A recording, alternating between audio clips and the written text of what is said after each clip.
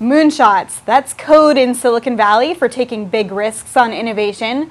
From robots to self-driving cars, venture capitalists and tech companies are placing bets on the future. As former CEO of Apple and PepsiCo, John Sculley knows about moonshots all too well and even wrote a book about them. He's here with more about what it takes to be a visionary in today's world. Thanks, John. Appreciate you joining me. Thank you, Katie. So you were running Apple in the 80s and 90s. Today it's the biggest company. They've taken a lot of bets. What was the biggest moonshot that you took when you were there? Well, I think the biggest one back in the 1980s was everyone thought that computers were only for business. They thought that it was all about the technology. And the big bet, it was really one that Steve Jobs and I took together, was we said, no, it's about the consumer and consumer experience and giving creative people tools in order to be able to do amazing things. And that led to the beginning of desktop publishing and desktop presentation. So fast forward to today, and they have a big iPhone business, and you're getting into the smartphone business as well. You have Obi that you founded, and they're unveiling a new smartphone. Can you tell me a little bit more about that? Well, have spent my whole business life building big brands, and I'm very used to building brands in commodity markets, and there's no bigger commodity market than mobile phones. So someone would say, well, why would you go into the mobile phone business when it's so competitive? And the reason is that the technology has now gotten so commoditized that it's affordable to be able to build no compromise technology products that can be sold at very aggressive price points. Xiaomi out of China has done a brilliant job of demonstrating that you can do that.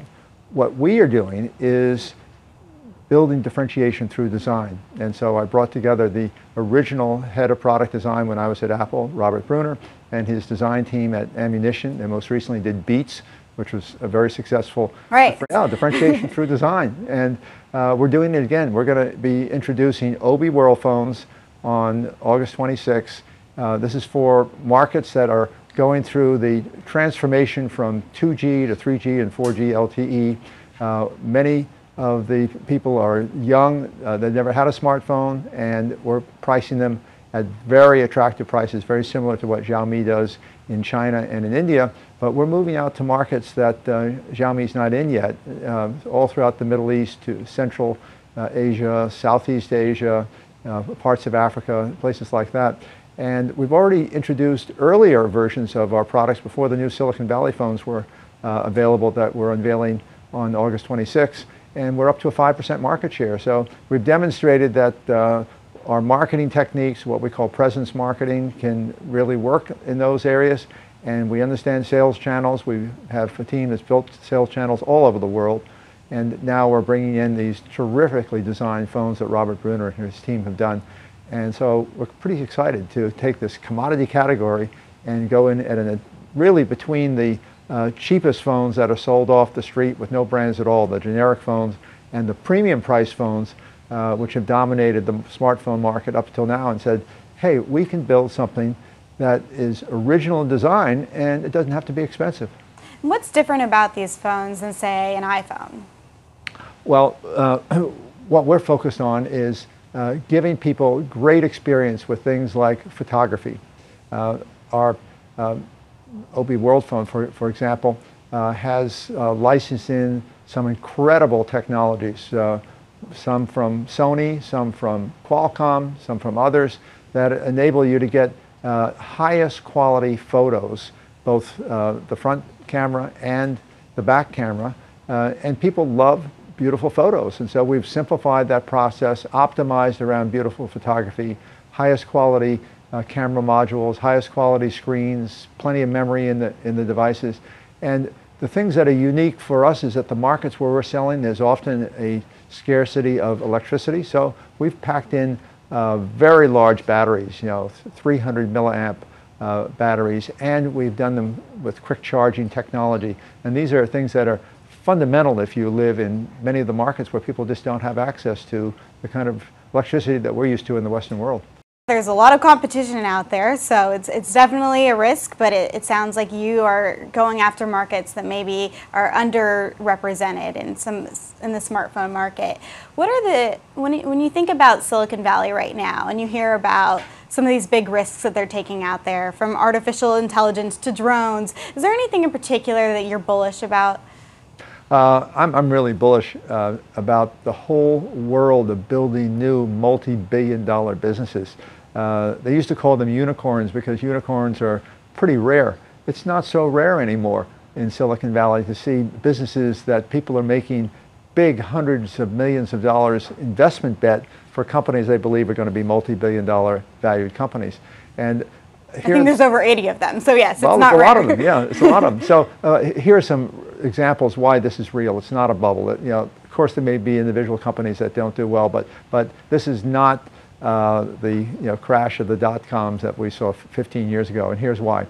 First of all, we can use technology today to take the inefficiencies out of markets that already exist. We don't have to invent brand new markets. We can go into markets and make them highly efficient. Uber demonstrated that, first with the changing personal transportation. Now they're going in and doing it with courier services. As a matter of fact, there are quite a few multi-billion-dollar bets on courier service type businesses that are delivering products, taking the inefficiencies out of delivery, and getting you a product of any type within an hour or two. Then there are businesses that are reinventing hospitality. Airbnb obviously is the poster example of that. But it doesn't stop there. When we spoke the other day, it sounded like one business that you're particularly optimistic about is the television business at Apple. You said they might reinvent television. How might they do that? Well, I think no company in the world is better placed to be able to go in and reinvent an industry like television. Apple did it brilliantly with music. Music is dramatically different ever since Apple introduced the iPod and iTunes, and now they've introduced streaming music with Apple Music. But let's take television. The issue is not technology.